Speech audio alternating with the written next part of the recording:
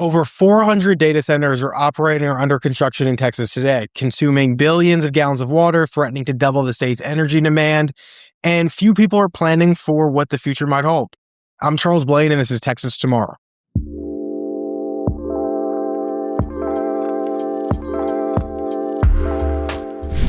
How do you plan for something that you didn't know was coming? So right now, Texas is in the midst of the largest data center build out in the country, maybe in history. Over 400 facilities are operating or under construction. The $500 billion Stargate project alone will draw enough power to light 750,000 homes. And yet the state's water plan doesn't include a single line for data center demand. Why is that? Well, it's called an accountability gap, I guess. So when you look at these projects across the state, they're popping up from everywhere, from Waco to Abilene to Amarillo and every place in between. They're landing in Texas communities at a pace that nobody really anticipated, or if they did anticipate it, they didn't plan for it.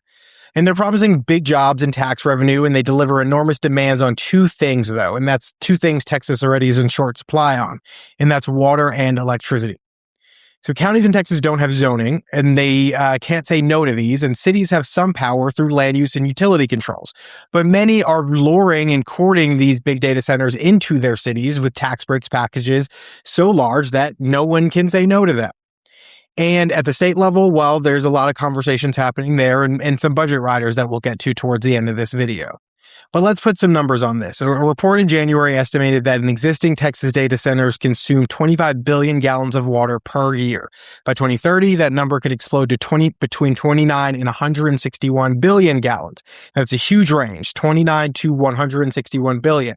And that tells you everything you need to know about how little data we actually have about these data centers and the demand. Nobody's really tracking this with the precision that you think that they would be. Now, ERCOT projects that Texas data centers will consume over 12,700 megawatts of energy in 2026.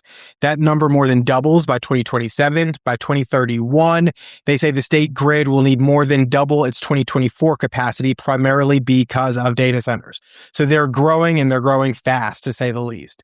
Now, that Stargate project that I mentioned in Abilene, the $500 billion AI mega campus backed by OpenAI, Oracle, SoftBank, will draw 1.2 gigawatts when fully operational, which is enough power for 750,000 homes from a single campus. And that's just one project.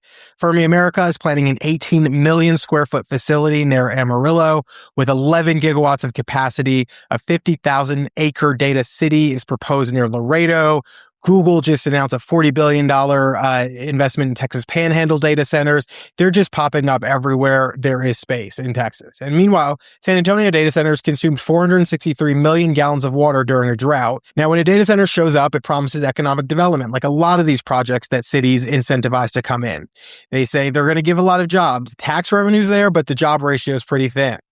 Now, communities like Webb County, for instance, near a proposed data city, don't really have reliable water service as it is, so adding this burden onto their burden is not going to make life easier for them or the families who live there. So we've got a big problem in Texas, and the problem is only a problem because we're not handling it. It's not that we're going to try to stop these data centers from coming or stop us from moving into the future, but we do need to plan appropriately.